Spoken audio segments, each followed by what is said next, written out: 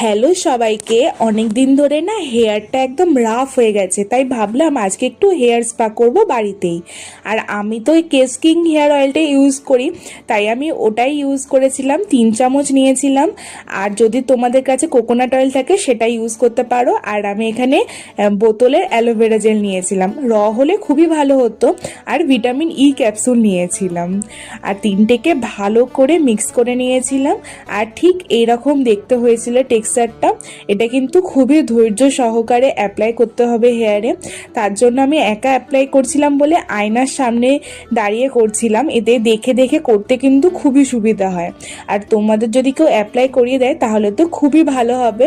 আর ম্যাসেজটা নিতেও খুবই ভালো লাগবে। হেয়ারে অ্যাপ্লাই করার পর আমি 30 মিনিট মতো এটা হেয়ারে রেখেছিলাম। দেন এটা ওয়াশ করে নিয়েছিলাম। আর আমি এটা আগেও করেছিলাম, খুব একটা ভালো রেজাল্ট পাইনি।